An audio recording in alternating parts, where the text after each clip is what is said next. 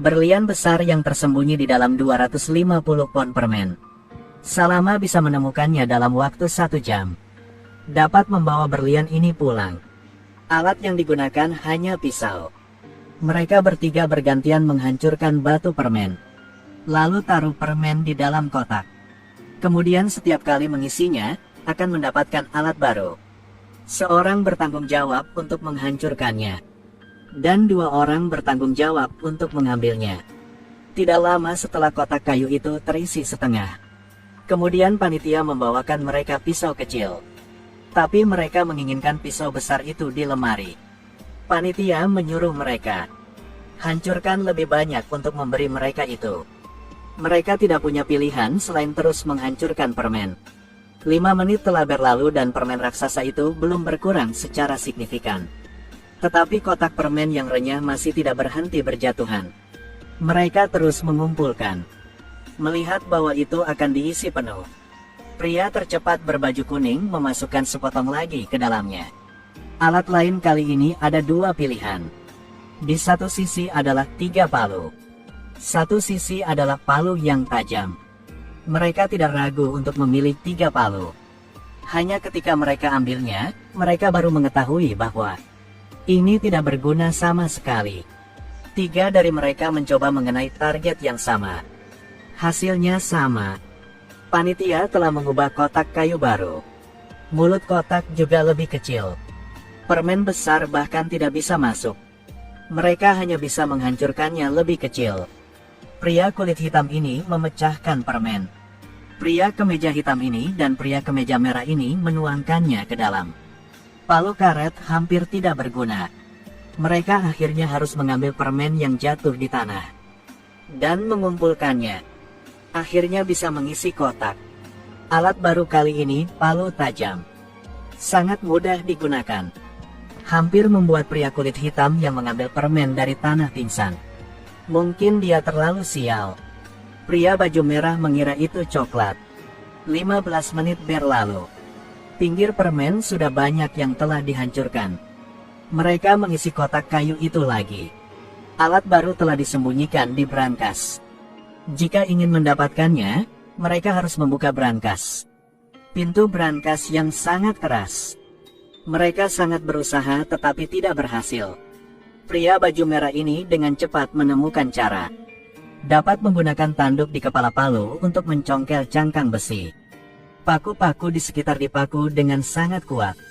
Orang baju merah menarik paku di atas dan di bawah. Dan ratakan plat besi.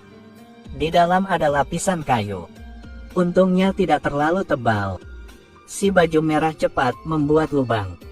Si baju kuning memasukkan tangannya ke dalam. Dan mengeluarkan sebongkah besi. Tidak tahu apa itu.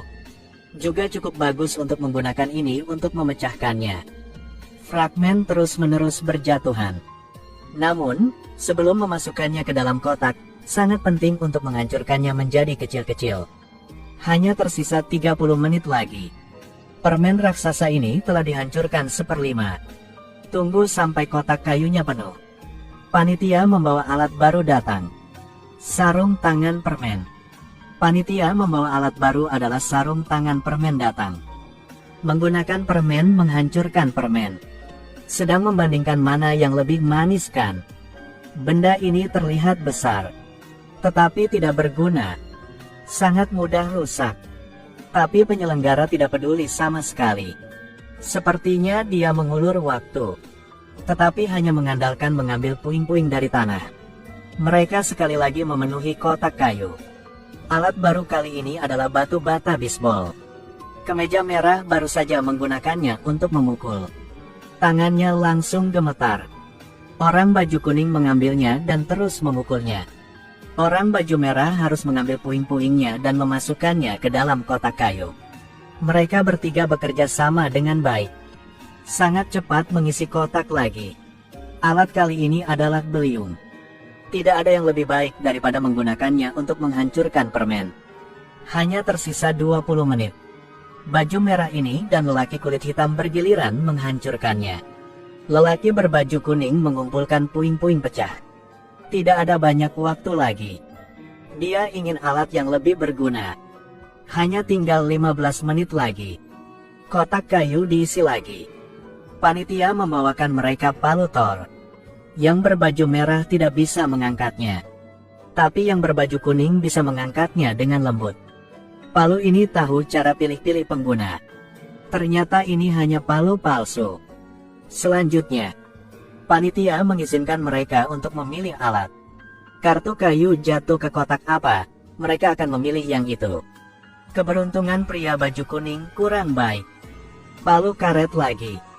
Pria kulit hitam memilih palu besar. Pria berbaju merah bisa memilih besi besar.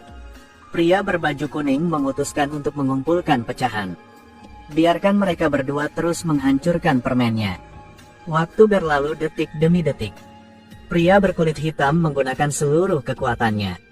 Permen itu pecah setengahnya. Pria baju kuning itu juga mengisi kotak kayu. Peralatan dia segera dipromosikan. Dia memakai helm dan mengayunkan palu besar di tangannya. Satu sisi menggunakan palu. Satu sisi menggunakan kapak. Pria berbaju merah ini tak tahu berbuat apa. Pria berbaju kuning melihatnya, memecahkan lemari pajangan. Keluarkan kedua pedang di dalam, kemeja kuning mendapatkan kembali kepercayaan diri. Permen jatuh ke tanah semakin banyak. Mereka bertiga mengambilnya bersama untuk mengisi kotak kayu. Tentu saja, lebih banyak orang lebih kuat. Mereka sangat cepat mengisi kotak. Peralatan kayu kali ini beliung besar. Mendapatkan alat yang tepat. Pria baju merah ini terus bekerja keras. Tapi waktu mereka hanya 2 menit lagi. Permen ini telah pecah setengahnya. Tetapi masih belum menemukan berlian. Bisakah mereka berhasil menyajikan tantangan ini? Mereka bertiga bergantian melakukan smash. Tidak berani berhenti sedetik pun. Waktunya hanya 1 menit lagi. Pria berbaju merah ini langsung membanting dengan beliungnya.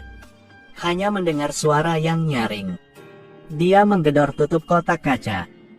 Balik untuk melihat. Mengungkapkan berlian besar di dalamnya. Mereka berhasil melewati tantangan ini. Menemukan berlian besar. Ketiganya akan membagi hadiah sama rata. Tapi masalahnya, alat apa yang menurut Anda dapat digunakan untuk memecahkannya paling cepat?